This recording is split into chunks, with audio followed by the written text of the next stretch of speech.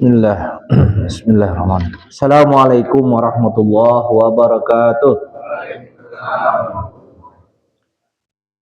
Innal hamdalillah nahmaduhu wa nasta'inuhu wa nastaghfiruh wa na'udzu billahi min shururi anfusina wa min sayyiati a'malina.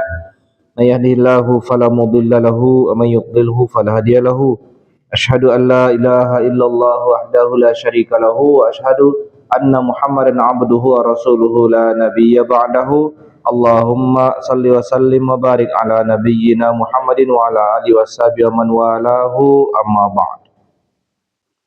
Jamaah salat subuh sekalian, berniat kita di masjid ini untuk maksud mendekatkan diri kepada Allah supaya menjadi amal i'tikaf kita dalam durasi waktu hingga terbit matahari, dan beberapa menit setelahnya kita mengisi kegiatan ini dengan talabul ilmi, mentadabburi pelajaran dari ayat-ayat Al-Quran surah An-Nisa. Pada bulan yang lalu kita sudah tiba pada sindiran-sindiran Allah kepada Ahlul Kitab di ayat 152, 153, yang mana ayat-ayat tersebut membahas tentang kelakuan Ahlul Kitab di masa Nabi Muhammad SAW khususnya, dan sebuah gambaran juga bahwa demikian jugalah nanti kelakuannya hingga akhir zaman. Ini ayat-ayat surah An-Nisa ayat 150-an, 152, 53, 54 itu membahas tentang kelakuan yang pernah dilakukan Banu Israel, dan ternyata kelakuan itu berkelanjutan hingga keturunannya. Jadi bukan karena kelakuan itu ikut dalam DNA mereka, tetapi karena sebuah doktrin ajaran yang disampaikan secara turun-temurun berbasis, ya kalau yang sekarang dikatakan orang, agama rasis. Jadi itu bukan ajaran Allah rasisnya, tapi karena ajaran ini mengalami modifikasi di tengah pengikutnya jauh setelah Nabi Musa dan sebelum Nabi Isa kejadian itu, dan muncul sebuah nama komunitas namanya Al-Yahud. Al-Yahud, kalau di dalam Al-Quran disebut kata Al-Yahud, itu semua identik dengan negatif, tidak ada positifnya. Beda kalau misalnya Allah menyapanya dengan ya Bani Israel misalnya. Bani Israel itu enggak semua negatif, ada juga Bani Israel yang baik, dipuji. Atau disebut ya ahlal kitab, min ahlil kitab atau ta'ifat min ahlil kitab, enggak selalu digeneralisir itu adalah buruk, tapi ada juga yang baik. Tapi kalau disebut al-Yahud, itu pasti enggak ada yang baik itu, karena al-Yahud sendiri sebuah nama komunitas yang secara ajarannya sudah tidak dalam ajaran Nabi Musa lagi. Ya, yang melebihkan dirinya dibanding bangsa lain itu al-Yahud. Ya. Kalau dalam ajaran Allah sendiri tidak. Melihat dari ayat-ayat yang ada ini, saya ringkas review dari ayat 153, 154, 155, 156. Ini saya ulangi lagi, review sekilas bahwa di masa Nabi Muhammad orang Yahudi itu meminta tanda kenabian Nabi Muhammad berupa diturunkan kitab bertulis dari langit berupa benda itu. Terus Allah menjawab, jangankan minta itu Muhammad, Banu Israel itu dulu, atau mereka-mereka ini, tipe semacam mereka ini, dulu zaman Nabi Musa masih ada, mereka enggak tanggung-tanggung mintanya, minta melihat Tuhan langsung. Ada. Terus dikasih petir. Terus kelakuan mereka berikutnya, mereka menjadikan miniatur sapi, anak kesapi, al-ijil itu, yang dikerjai oleh Samiri, dan Samiri dari Bani Israel, salah satu dari suku Bani Israel, dan banyak pengikutnya. Akhirnya mereka dihukum mati juga, Terus ayat berikutnya dikatakan, kami pernah mengancam Bani Israil itu dengan mengangkat bukit Tur di atas kepalanya. Kejadian itu di masa Nabi Musa. Dan ada juga kelakuan Bani Israil waktu itu sepeninggal Nabi Musa, ya, disuruh mereka masuk ke Yerusalem, artinya kawasan Palestina. Ketika keluar dari Mesir, mereka disuruh untuk masuk ke tanah Baitul Maqdis, tanah suci itu yang sekarang kita sebut Masjidil Aqsa. Disuruh mereka masuk ke situ, mereka tidak mau. Itu, dan ada juga aturan hari Sabtu. Ini peristiwanya di era Nabi Daud, jadi bukan di era Nabi Musa. Jangan melanggar aturan hari Sabtu, tapi mereka melanggarnya. Nah, itu di ayat 154. Terus berkelanjutan di ayat 155 juga Allah mengingatkan bahwa mereka sering sekali melanggar perjanjian dengan Tuhan. Jadi ajaran Allah itu disebut perjanjian. Nah, makanya sekarang kitab itu disebut perjanjian lama, perjanjian baru. Itu kata perjanjian itu merujuk kepada sebuah ikatan kepada Allah di masa itu disebut perjanjian. Jadi sama lah prinsipnya. Kalau kita sekarang ajaran itu kita sebut syariat misalnya. Syariat itu lebih kepada hukum. Tapi di masa dulu disebut ajaran Allah itu, ikatan Allah dengan hambanya disebut perjanjian. Diputus perjanjian. Naqdihim misaqahum. Terus mereka kufur terhadap ayat-ayat Allah. Nah, yang lebih tragis lagi adalah waqatlihimul anbiya, diberitakan di ayat 155-nya.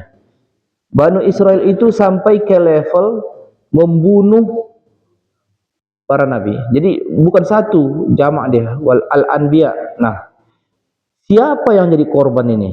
Nabi Musa sih enggak, Nabi Daud, Nabi Sulaiman apalagi enggak. Yang kita dapat kisahnya yang itu Nabi Zakaria dan Nabi Yahya.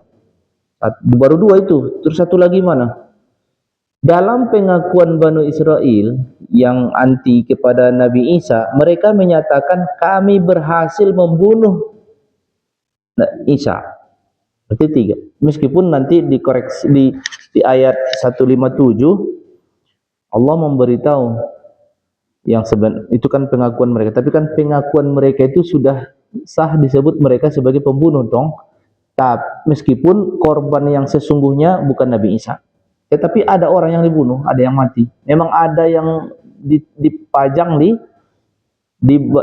tiang yang huruf T itu. Ada orang yang dipajang di situ, tapi bukan Nabi Isa. Itu setelah Al-Quran saja yang memberitahu, tidak ya. Itu berarti setelah kejadiannya 600 tahun. Jadi 600 tahun sebuah kenyataan di masa itu diberitahukan di ruang publik, pokoknya di masyarakat, Isa mati. Pokoknya yang dianggap mereka utusan Tuhan itu udah kami bunuh. Terang-terang. Jadi bukan tidak tanpa merasa bersalah loh, karena bagi mereka membunuh Nabi Isa itu sebuah prestasi, ya, sebuah jasa baik gitu. Itu kalau kasus Nabi Zakaria, Nabi Yahya itu satu keluarga imamnya umat di zamannya, yaitu sebuah sunnah yang berketerusan di tengah Bani Israil itu terkait masalah pemuka agama atau ulama di tengah Bani Israil itu biasa disebut nabi. Jadi ulamanya itu disebut nabi. Maka ada hadis ulama ummati anbiya Bani Israil. Itu salah satu data ini dihubungkan ke Nabi Muhammad SAW. Maknanya gini, ulama, karena kan nggak ada nabi setelah Nabi Muhammad. Karena nabi setelah Nabi Muhammad adanya ya alim, orang-orang yang mengerti kitab suci, dan mereka menjadi tempat bertanya masyarakat.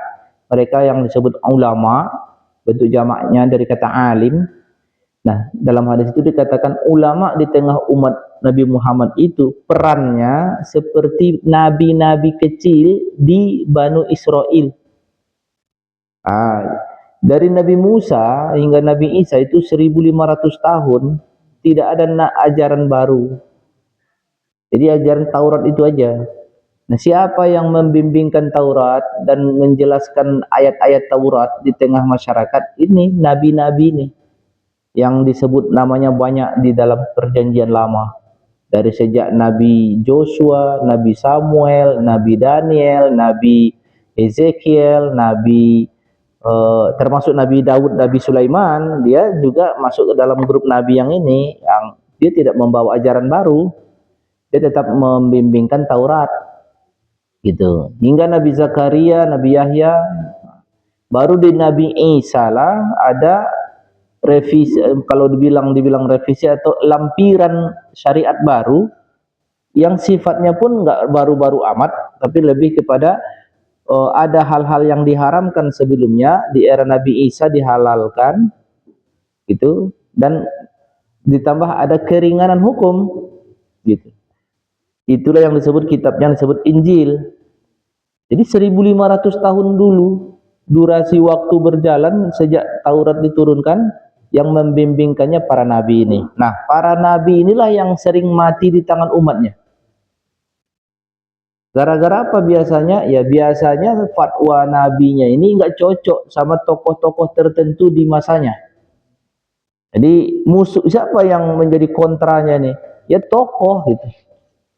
Ada elit masyarakat yang di masa itu kontra dengan para nabi ini. Ya kalau di ibarat kita di umat Nabi Muhammad, ya kadang politisi atau penguasa, ya pokoknya elit lah. Jadi korbannya ulama. Ya seperti ulama misalnya tetap menyuarakan mungkin hak atau perlawanan terhadap kebijakan, tiba-tiba terjadi ini ketegangan, endingnya yang mati biasanya ulamanya. Sering terbalik, bukan penguasanya yang mati biasanya, ulamanya yang mati biasanya. Itu biasa itu. Jadi kalau disebut ulama warasatul anbiya, ulama pewaris nabi, berikut dengan resikonya. Artinya kalau jadi ulama, bersedialah menanggung resiko ulama. Artinya apa? Suatu waktu kamu akan berhadapan dengan pihak-pihak yang tidak sepakat dengan fatwamu. Lalu puncak dari kontra itu, ya puncaknya kadang kematian gitu. Itu kelakuan manusia ternyata itu tidak dilakukan Bani Israel saja. Setelah Nabi Muhammad wafat, ternyata banyak juga alim-alim di tengah umat Nabi Muhammad itu mati atas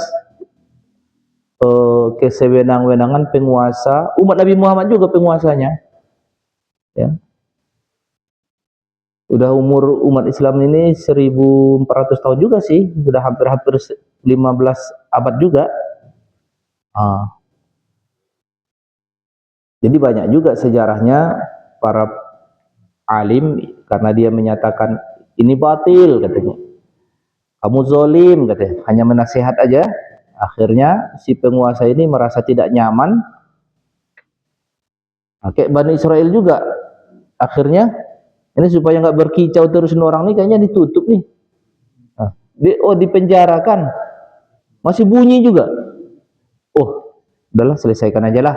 Itu banyak ternyata kayak gitu ya. Buat Bani Israel pelakunya bukan, tapi sifatnya ditirunya seperti sifat yang dilakukan oleh Bani Israel. Karena apa? Karena bertentangan kepentingan.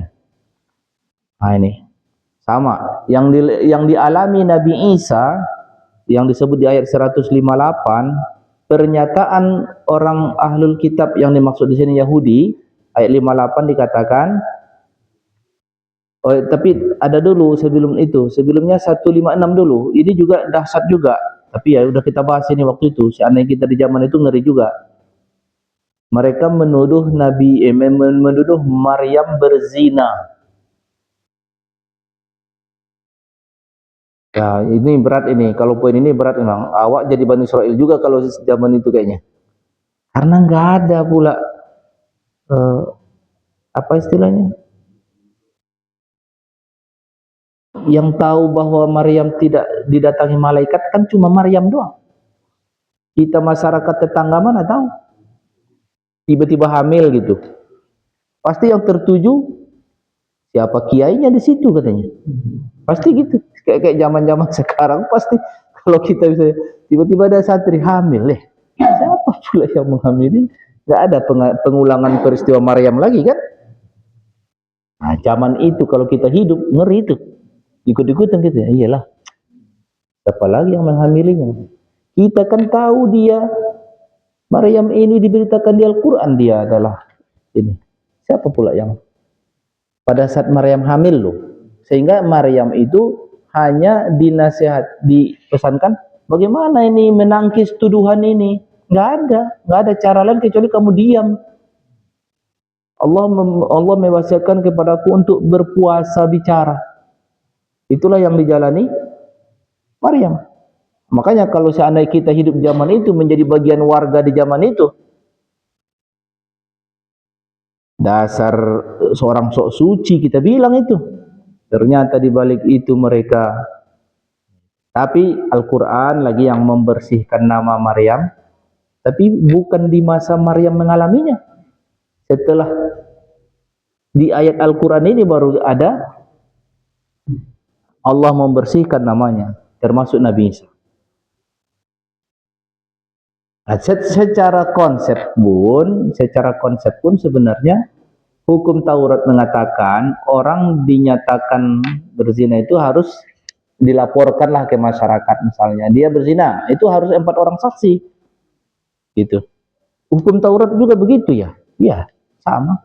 Hukum laporan perzinahan harus disertai 4 saksi. Hukum Taurat juga sama seperti Al-Quran kita sekarang. Enggak mereka. Jadi ini aja memang atas dasar underestimate aja udah. Dah, pokoknya gitu. Nah, baru pernyataan mereka di ayat 157, kami berhasil menewaskan Al-Masih Isa bin Maryam. Inna qatalnal Masiha Isa bin Maryam. Inilah yang dialami oleh Nabi Isa. Menurut mereka bunuh, tapi kenyataannya bahwa Nabi Isa bukan dibunuh itu juga tidak diklarifikasi di masa peristiwanya. Di ayat Al-Quran juga diverifikasi. Jadi bayangin sebuah info yang tidak valid tapi diulang-ulang bahwa dialah yang tewas di tiang itu, dia penebus. Yang Yahudi mengatakan bagi mereka kami sebuah prestasi bagi kami membunuh dia karena dia ngaku-ngaku nabi. Karena dia nabi palsu, kata Yahudi. Bagi pengikut Nabi Isa mengatakan, ini adalah berkorban dia demi dosa manusia. Lalu tiang huruf T itu dijadikan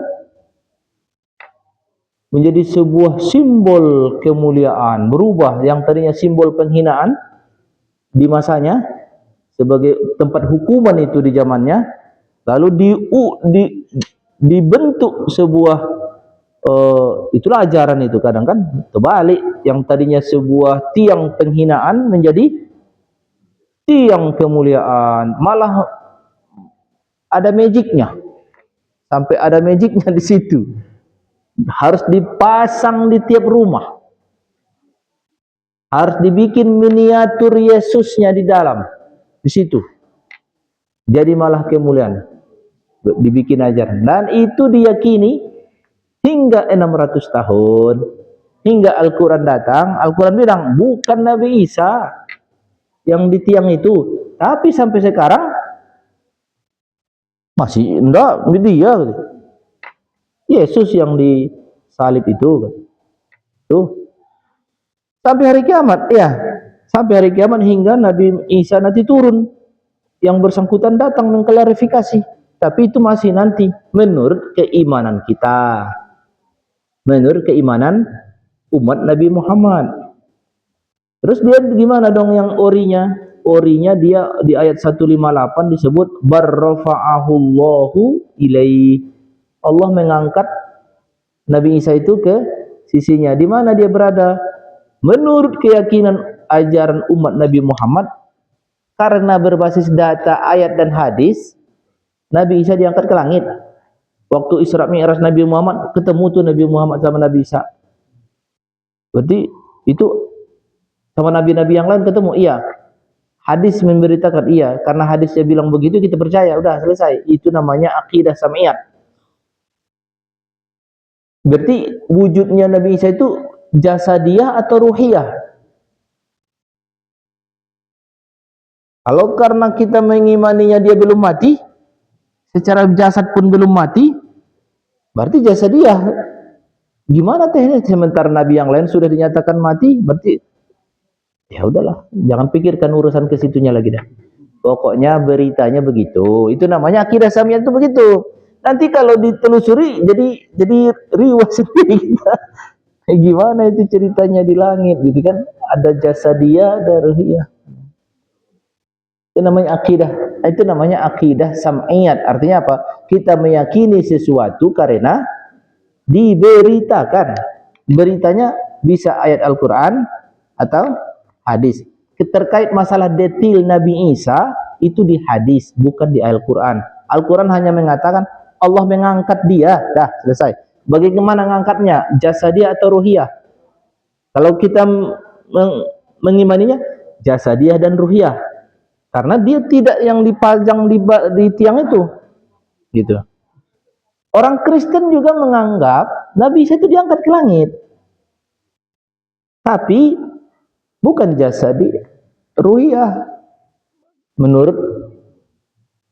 Menurut kisah, kalau ada hari libur, kenaikan Isa Al-Masih, itu kan bukan hari libur kita itu hari libur orang Kristen tak Katolik, wallahu alam lah, pokoknya salah satu mereka lah, entah mereka berdua gitu.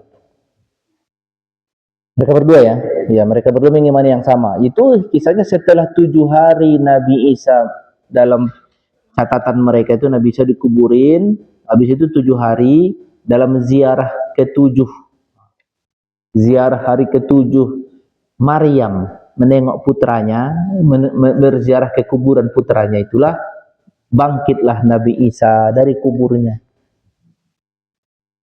Gimana itu? Pakai pocong nggak Ustadz? Nggak ada ceritanya masalah itu. Pokoknya dia, ya kan di kapannya juga, apa istilahnya, ajaran Nabi Musa itu kan begitu perlakuannya. Pokoknya dia bangkit, berdiri, dia pamit sama maknya, mak aku dipanggil Tuhan, aku pamit dulu katanya, ketemu lagi kita. Nah, mama ya. Nah, itu gitu catatan di kepercayaan orang Kristen begitu. Nah, di peristiwa hari tersebutlah disebut dengan kenaikan Isa Al-Masih. Lucu juga, Isa Al-Masihnya ala Islam itu kan. Tapi hari liburnya hari, kata Isa itu kan istilah kita itu. Kalau Kristennya kan Yesus, Al-Masihnya Kristus, Yesus Kristus seharusnya. Kenaikan Yesus Kristus seharusnya. Karena kalau Isa Al-Masih, meskipun Isa Al-Masih dan Yesus Kristus sesuatu yang sama, tapi penyebutan Isa Al-Masih itu kan versi bahasa Arab. Ya, Isa itu cara menyebut Nabi Isa itu dengan lisan Arab Isa. Kalau dengan lisan non Arab Yesu. Huruf S biasanya nggak dibaca akhirnya dalam bahasa Latin, huruf akhir. Ya, bunyi S itu nggak seperti Yohana, Yohanes, dibacanya Yohana. Huruf S-nya nggak dibaca. Kayak orang Padang juga lah. Orang Padang kan huruf-huruf akhir nggak ada kan? Seperti misalnya supir itu kan, dia bilang maksudnya ganjal, ganjal. Ganja, ganja. Kok jadi minta ganja pula supirnya begitu. Bukan maksud dia ganja, tapi maksud dia ganjal. Ya. Pasar, saya bilang pasar. Pasar. 11 kata, tidak ada 11, sabaleh ada. Ada huruf akhir tuh gak bunyi. Gitu. Itu ditulis, tapi nggak dibaca.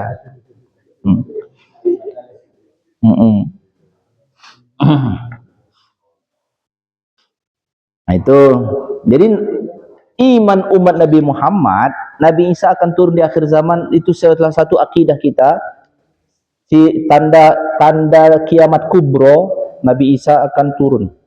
Dalam catatan-catatan umurnya, dia diangkat di usia 33 tahun, dan dalam data hadis akan ada durasi 7 tahun Nabi Isa sebelum dia diwafatkan. Berarti genaplah usia 40.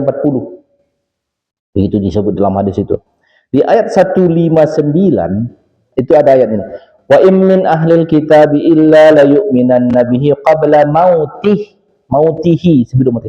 Wa yaumal qiyamati yakunu alaihim syahida. Wa in min ahlil kitab, setiap ahlul kitab itu yang dimaksud ahlul kitab di sini tentu orang Nasrani, Kristen.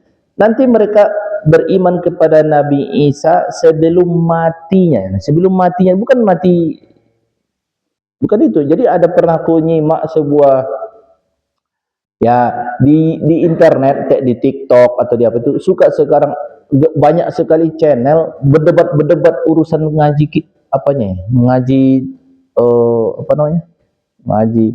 Jadi ya ngaji Alkitab yang dimaksud mereka itu Bible ya. Jadi terkait masa, jadi orang-orang Kristen itu, nih orang Islam katanya dia bilang Nabi Isa itu belum mati, nih ayatnya ditunjukkan, lihat surat An-Nisa 159, kata orang Kristen nih, dia kutip juga, dia baca juga, nih katanya kan sebelum mati kan Nabi udah mati, Al-Quran juga bilang udah mati. Ini matinya nanti yang di akhir zaman itu. Menurut kita begitu makna mauti di sini. Beriman semua ahlul kitab kepada Nabi Isa sebelum dia mati. Artinya nanti setelah dalam berita yang kita imani tadi, ada masanya Nabi Isa turun dan dia kontra dengan Dajjal. Dajjal itu dalam Kristiani disebut, orang ajaran mereka sebut Antichrist. Jadi orang Kristen itu ada juga kepercayaan bahwa nanti akan ada sosok yang disebut Antikristus, atau musuh Yesus. Jadi mix dengan matchingnya, kita juga bilang nanti Nabi Isa turun kontra melawan Dajjal. Tuh, datang dia nanti. Nah, situlah baru Nabi Isa mengatakan, aku ini bukan Tuhan, bukan jelmaan Tuhan, bukan titisan Tuhan. Aku bukan yang disalib itu. Maka salib ini nggak ada hubungannya dengan diriku. Nah, barulah disebut dalam hadis dia akan mematahkan salib. Artinya mematahkan itu artinya nggak ada hubungan huruf T ini dengan dirinya gitu. Udah itu selesai misi dia, Dajjal selesai. Ya udah, mudah-mudahan kita nggak usah hidup di zaman itu. Atau Bapak mau? Aku enggak. Aku pengen meninggal sebelum itu. Karena masalahnya nggak ada jaminan nyawa jadi pengikut Nabi Isa nanti di situ. Jangan-jangan pengikut Dajjal kan ngeri. Karena Dajjalnya lebih dahsyat lagi. Surga ditampakkannya. Tapi orang akan tertipu. Apa yang dikatakannya surga itu adalah neraka. Apa yang dikatakannya neraka itu adalah surga. Nauzubillah, nggak usah hidup di zaman itu. Tapi kita sudah termasuk orang yang mengimani berita itu. Nah, cukup. Nggak harus sampai ke masanya. Termasuk di berbarengan dengan itu yang kita imani juga adanya Imam Mahdi. Nah, sekarang banyak penjajah Imam Mahdi di internet, di TikTok, ada channel-channelnya Imam Mahdi katanya. Dia mendakwahkan Imam Mahdi. Imam Mahdi sudah ada katanya.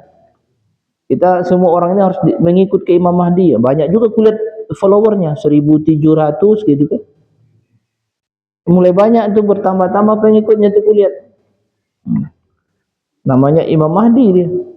Orang Indonesia ini ininya.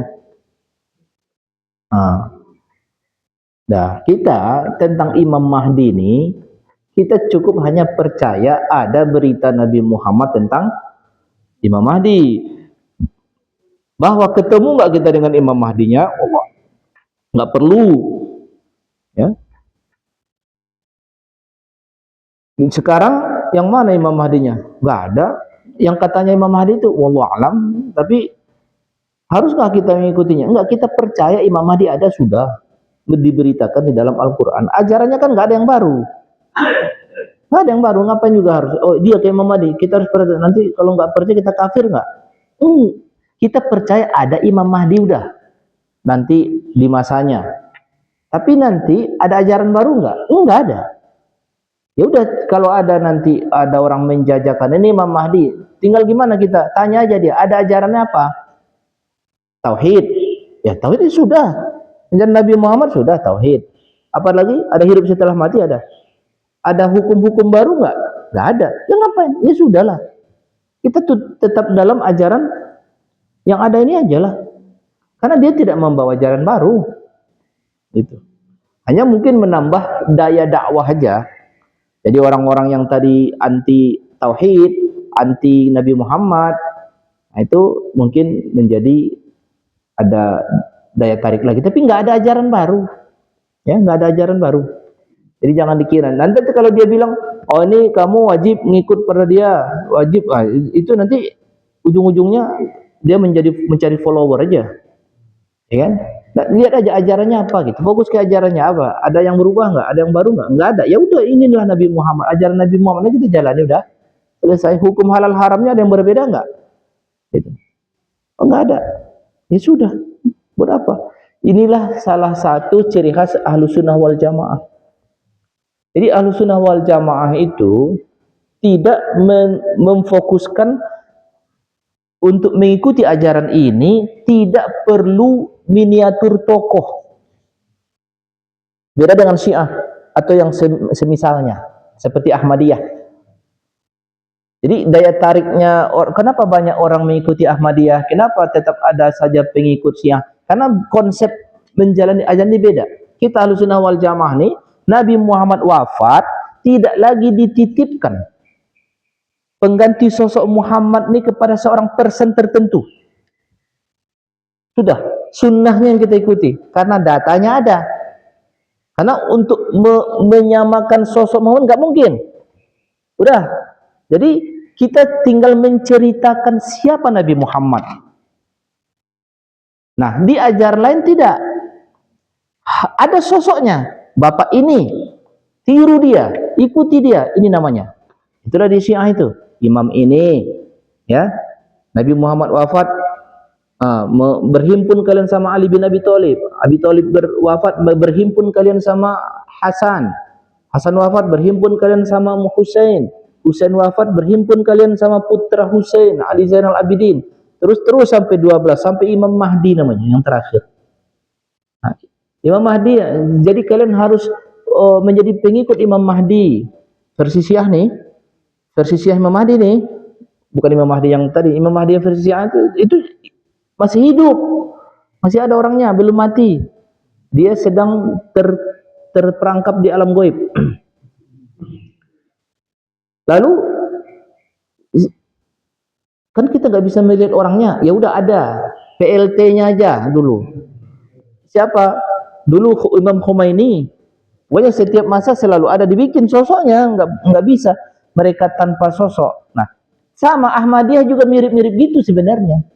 Ahmadiyah itu kan Ahmad Mirza Ghulam Ahmad, inilah sosok wujud ajaran itu pada dirinya. Jadi dia pengikutnya. Tiba masanya meninggal pula bapak nih. Udah itu ada khalifah pelanjutnya sekarang.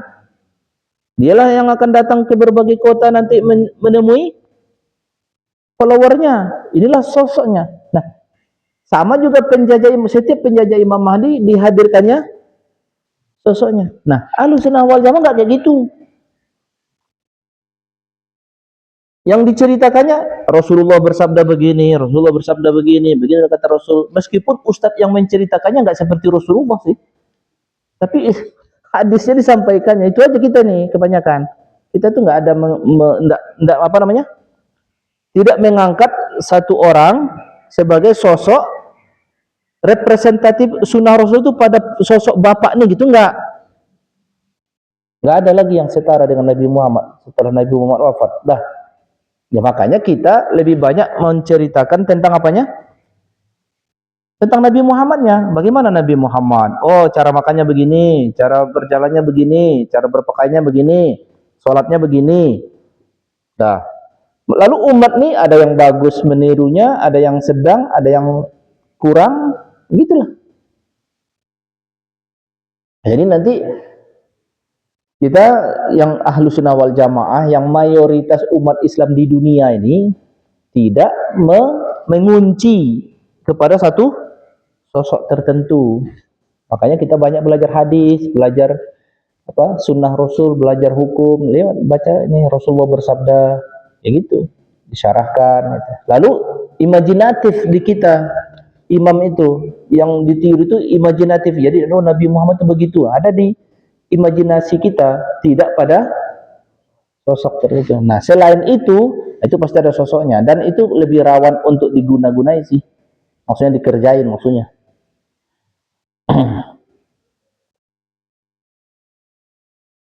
Artinya kalau dapat cacatnya sosok itu selesai dia, ya kan? Siapa pula yang lengkap kepribadiannya lagi setelah Nabi Muhammad? Nggak ada. Jadi sudah. Jadi nggak perlu juga nanti datang para penjajah Imam Mahdi ini kita menjadi, aduh, nanti kalau aku nggak ikut sesat nggak ya? Nggak perlu lagi khawatir lagi. Selama data tentang Nabi Muhammad selagi masih banyak dibahas, disampaikan di pengajian-pengajian, inilah sosok imam kita, yaitu Nabi Muhammad. Jadi akidah Ahlussunnah wal Jamaah tidak berimam kepada apa namanya, kalau misalnya kepada orang, enggak. Ada doa saya sudah baca Quran itu apa? Waj'alhu lana imaman wa nuran wa hudan wa rahmah. Jadi kalau tanya apa imammu, Al-Qur'an. Itu. Jadi tidak kepada sosok orang Syiah, enggak. Siapa imammu? Ali. Siapa lagi? Hasan, Husain, Ali Zainal Abidin. Ada lagi aku enggak hafal semua. Pokoknya ada urutannya. Yang terakhir Imam Mahdi. Imam Mahdi versi mereka lain lagi dengan kalau orang Ahmadiyah, Imam Mahdi udah datang. Udah. Terus yang sekarang khalifahnya. Itu. Ada sekarang namanya ajaran Ahmadi namanya. Dia juga itu. Jadi pandai juga mereka mengemas apa ini? Mengemas kampanye tentang ajaran Ahmadiyah itu di internet. Anak-anak muda banyak juga ikut nampaknya. Ya. Ya udah, jadi kita ini enggak belajar hadis, bacalah data-data warisan Nabi Muhammad, siapa Nabi Muhammad itu, itulah imajinatif sifatnya kalau kita, tidak pada sosok. Enggak ada lagi orang suci itu, enggak ada lagi dah. Ustadz kiai ini jadi apa ustadz? Enggak, mereka guru saja. Nah, alim ulama kita cium tangan pun sama dia bukan karena dia sebagai level sudah kayak imam, enggak, dia guru saja. Wasilah dia kita mengenal Nabi Muhammad, itu aja. Jadi mulia dia ya wajar, karena dengan bantuan dia kita mengenal Allah, mengenal Al-Quran, mengenal Nabi Muhammad. Itu. Nah, ini keimanan kita. Nah, ayat berikut ini, فَبِظُلْمٍ مِّنَ الَّذِينَ هَادُوا حَرَّمْنَا عَلَيْهِمْ طَيِّبَاتٍ أُحِلَّتْ لَهُمْ وَبِصَدِّهِمْ عَنْ سَبِيلِ اللَّهِ كَثِيرًا. Dan gara-gara kezaliman dari orang Yahudi ini kita bilang kalau alladzina hadu atau al-yahud itu pasti jelek lah itu. Apa namanya? Konotasinya pasti jelek. Karena ini nama yang tidak diridhoi, bukan ajaran Allah dia. Jadi udah modifan dia. Gara-gara kezaliman dari orang Yahudi, alladzina hadu di sini narasinya. Jadi Yahudi itu disebut dengan al-Yahud atau alladzina hadu. Kami pernah, Allah bilang dalam firman ini, kami pernah mengharamkan atas mereka yang tadinya halal. Pernah, gara-gara hukuman ini. Jadi ada syariat ke Bani Israel itu, diharamkan kepada mereka daging. Padahal barang enak itu. Ya, gara-gara hukuman, sebagai hukuman, nggak boleh kalian makan daging. Jadi ada sapi, sembelih, daging nggak boleh dimakan. Yang boleh lemak-lemak yang dipungung sama jeroannya aja. Nggak enak itu. Enak, yang dagingnya diharamkan. Nah, pernah begitu. Secara hukuman ya, bukan karena ini. Dulu dihalalkan, tapi diharamkan mereka sebagai wabisadim gara-gara mereka menghalangi dari jalan Allah. Kapan itu hukum diangkat lagi, jadi halal lagi? Di era Nabi Isa. Nabi Isa di Injil, udah sekarang aku datang untuk meringankan, menghalalkan kepada kalian yang tadinya diharamkan. Bagus untuk mereka. Itu. Jadi kan karena masih di era wahyu masih turun. Jadi pernah tuh dihukum berupa diharamkan barang bahan makanan halal karena hukuman. Lain kalau kita misalnya melakukan kegiatan ihram, kita diharamkan tidak berburu, ya kan? Itu sebagai uji kepatuhan aja. Pokoknya sejak kamu niat dari mikot, kamu dalam durasi waktu tertentu ini nggak boleh, ini nggak boleh. Tadinya halal, termasuk kontak suami istri, halal sebenarnya kegiatan itu kan. Tapi di masa durasi waktu yang sebentar ini, kamu harus menyatakan haram gitu kan. Itu mikot dia dari ihram itu. Jadi kegiatan ihram itu kegiatan menghindari diri dari yang diharamkan yang tadinya halal. Kalau menghindari yang haram yang sudah haram, ya selamanya nggak ada ini. Ini menghindari diri. Nah, itu lebih bukan karena hukuman, tapi lebih kepada kepatuhan. Karena kita harus menjalani kepatuhan kepada kata Allah begitu ya, ya sudah lakukan. Katanya supaya model ibadahnya begitu. Ibadah umroh nih, umroh ibadahnya tuh lucu. Umroh itu rukun di dalamnya, yaitu salah satunya adalah ihram. Jadi ihram itu bukan karena pakaiannya. Ihram itu karena pernyataan menghindari yang haram. Salah satunya khusus laki-laki tidak berpakaian yang membentuk badan. Jadi menghindari itu akhirnya pakai kain panjang. Tahu kain panjang? Kain panjang. Masalah berjahit atau tidak berjahit, kalau berjahit pinggirnya nggak ada masalah sebenarnya. Mungkin diobras gitu kan pinggirnya, itu enggak mencenderai ihram itu. Yang dimaksud tidak berjahit itu maksudnya ini menyarung gini ha. Ini yang dijahit ditemukan begini. Nah, ini baru kena pasal bagi laki-laki doang. Jadi sifatnya menghindari yang menyarung gitu ya. Makanya kadang ada, pernah saya koreksi itu di sebuah toko apa?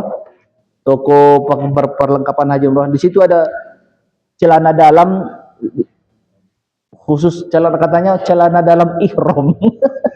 Terus ini gimana ceritanya nih Pak? Ini Pak nggak berjahit nih Pak. Tapi diklaim apa namanya?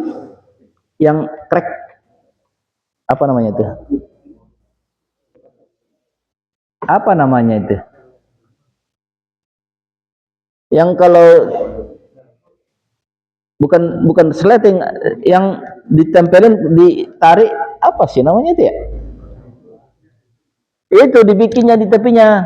Enggak, ini enggak bisa nih. Ini melanggar ihram, ini melanggar pakaian yang nyarung dia nih. Gitu. Hah?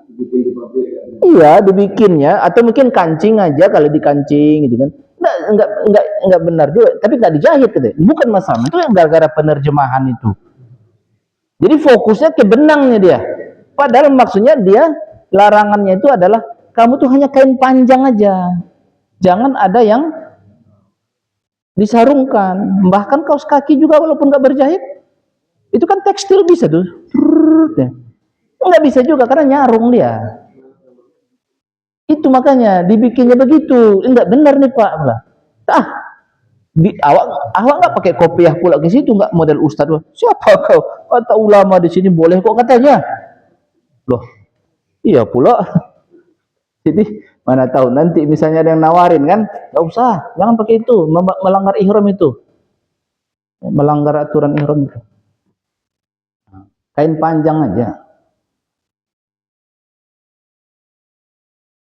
Kain panjang 2 helai, itulah cara menghindari larangan itu gitu kan.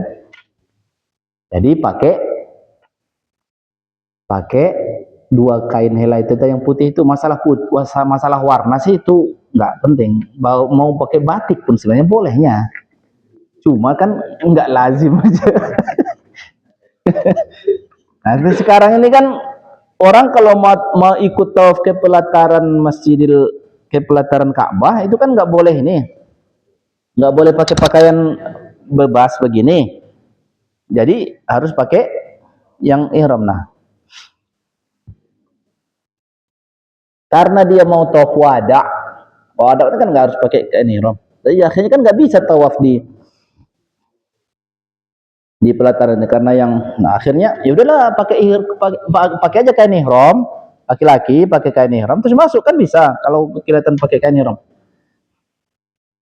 Berbohonglah kita itu. Nah, aku bilang, kenapa Bapak harus berpikir berbohong? Bilang.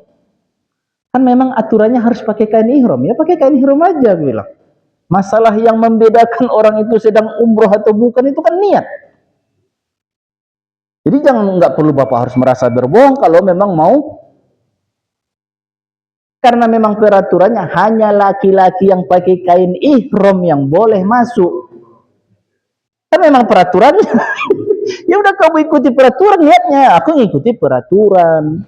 Hanya laki-laki yang berkain ihram yang boleh masuk ke pelataran. Ya sudah, ambil dari hotel pakai kain ihram.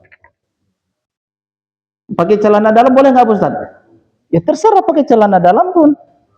Nah, tapi kan ya nggak akan diperiksa askarnya juga, buka katanya. Nggak akan diperiksanya juga. Karena memang peraturannya hanya yang kain ihram kan gitu kan, yang berkain ihram. Masalah dia sedang niat umrah atau bukan itu nggak ada urusan sebenarnya.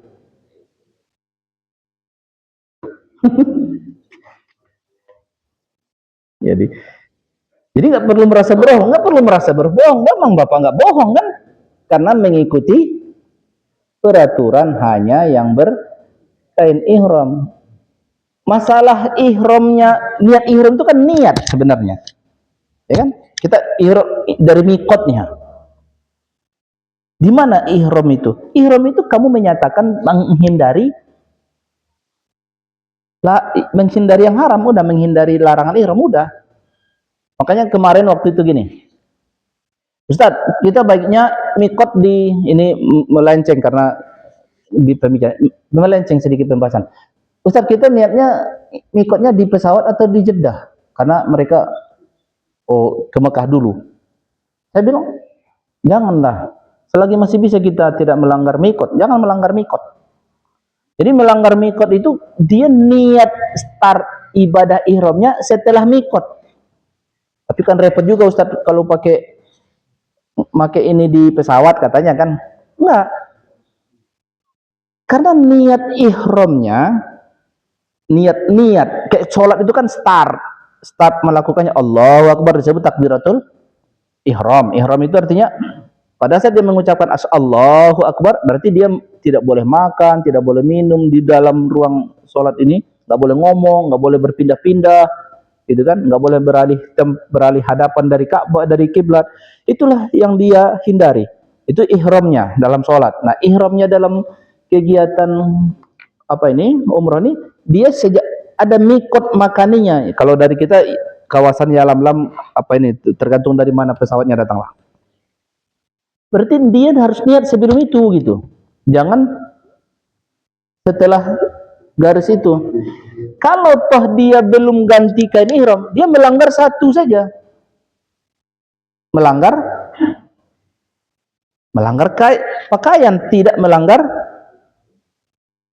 niat mikot gitu. Ini kalau dia terus sampai ke Jeddah, maka melewati start niat mikot sama pakaian.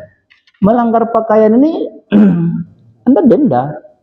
Jadi enggak, khasnya ibadah ini enggak ada batalnya. Kalau soal kan keluar angin batal, ulangi dari awal.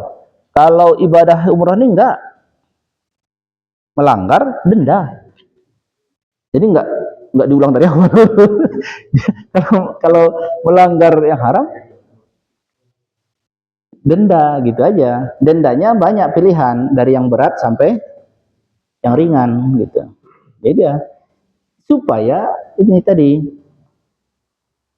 Nah, itulah ajarannya, itulah ibadahnya. Ya ibadahnya begitu, ibadahnya menghindari larangan. Kalau kamu melanggar, memang ibadahnya nggak disebut batal, tapi kamu denda.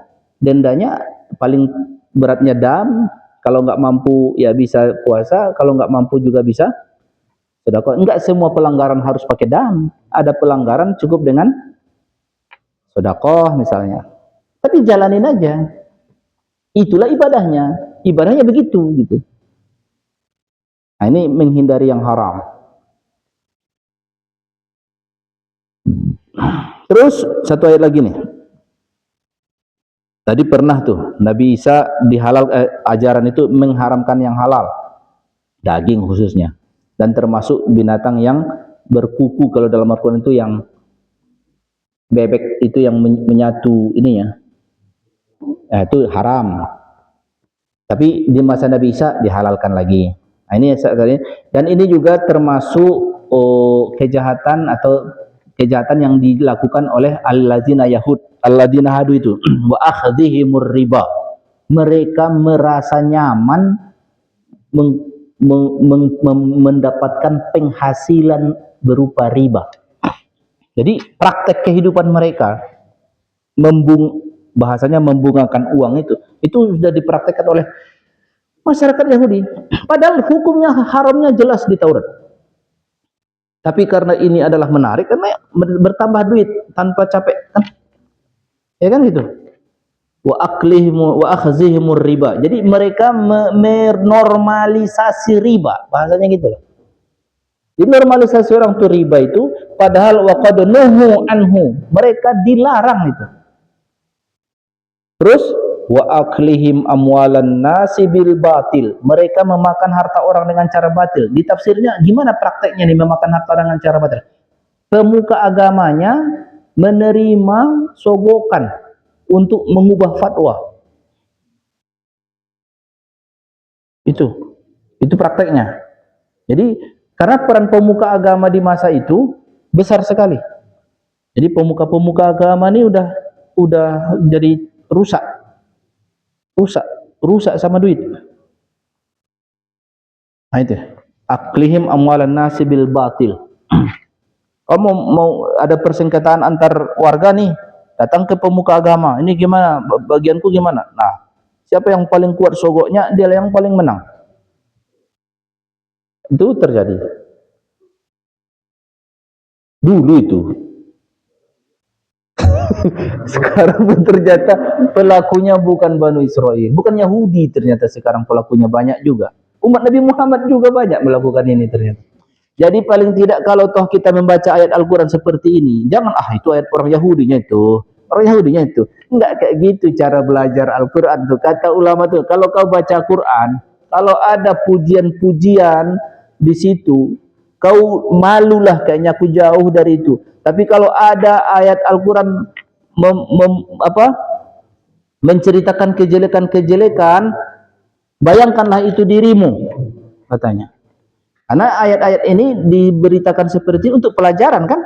Pelajaran buat siapa? Buat orang Yahudi. Ngapain buat orang Yahudi ayat ini? Buat siapa? Buat kita. Jadi kalau nampak jelek kali berarti orang makan riba itu ya. Jelek kali berarti makan makan harta orang dengan cara batil itu. Jangan lakukan. Kan gitu tujuannya kan? Artinya nasihat buat kita umat Nabi Muhammad inilah. Jadi kalau toh ternyata ada juga kelakuan umat Nabi Muhammad seperti itu, ya salah gitu. Walaupun dia bukan Yahudi gitu kan. Nah, dia meniru kelakuan Yahudi. Alhamdulillahirabbil alamin. Ada yang mau tanya kan? Ya. Dikatakan bahwa Yahudi juga sama itu? Ya, Yahudi sama. Orang yang membunuh. Sebenarnya dari mana? Soalnya kan kalau saya pernah baca kitab mereka, saya baca kenapa 20. Karena kan di Quran dibilangin mereka itu sudah kita memang dia betul itu baru tapi dia baik perjanjian lama baru nggak ada isinya yang boleh bunuh orang belum mereka gitu. Nggak ada. Itu dari mana itu kira-kira? Ya karena cuma dirubah-rubah katanya banyak. Tidak ada tertulis. Tidak tertulis lah. Banyak kita ini banyak juga ajaran tidak tertulis tapi kita lakukan. Iya, doktrin. Jadi misalnya dia kayak Yahudi itu kan merasa kami ini kalau kami dititipin amanah terus kami nggak tunaikan sama yang menitip amanah itu misalnya non Yahudi gitu kan.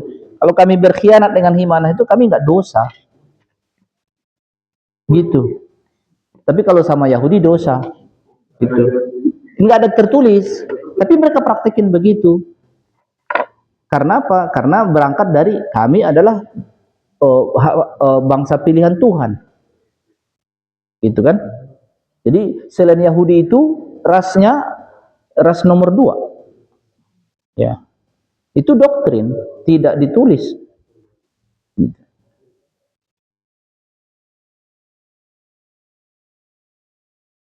Kalau kayak kita mungkin mirip-mirip inilah ya.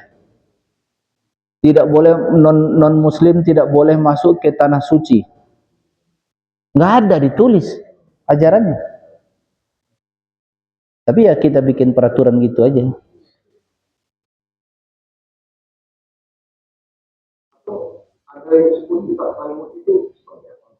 Talmud itu mirip kalau kayak kita buku-buku karya ulama. Jadi misalnya gini nih, ada Al-Quran, ada hadis kalau di kita. Terus hadis-hadis ini kan dijelasin nih, mengandung hukum apa, itu kan di karya ulama nih, kayak Imam Syafi'i ada kitab misalnya kan.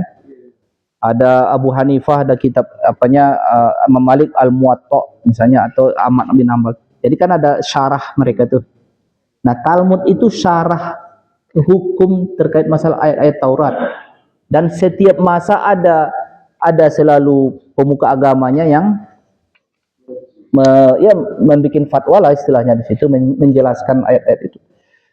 Nah, inilah yang jadi begini, mereka ajaran itu kenapa katanya mereka itu sebenarnya tidak mengamalkan Taurat tapi mengamalkan Talmud katanya.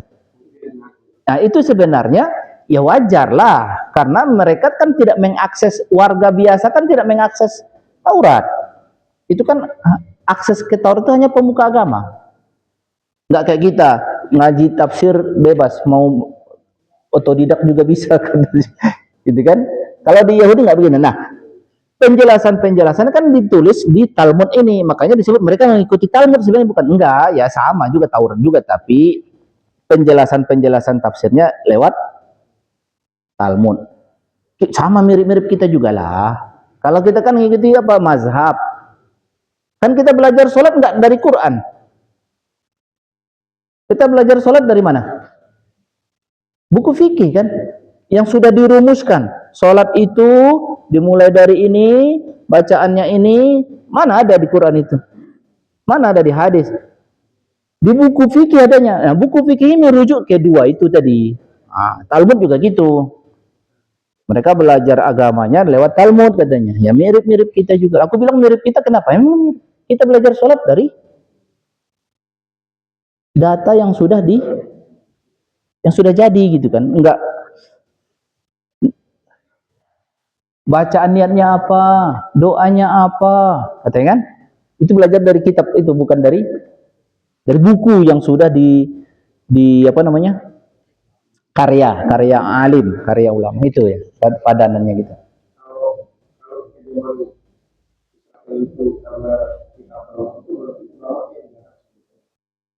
Ya itulah tanggung jawab ulama. Ngeri ulama nih berarti kan? Karena masyarakat secara umum kan nggak bisa memahami ayat. Ulama nih, jadi ya kita juga nggak ada kemampuan kita untuk memahami langsung teks ayat dan hadis. Akhirnya kita bertanya kepada ahli ilmu. Nah, tergantung ahli ilmu lah, entah dia jahat, entah baik. Kita yang ngikut nih gimana Ustaz? Aman nggak? Insya Allah aman, tenang aja lah. Habis aku juga ngikut juga, cuman pula.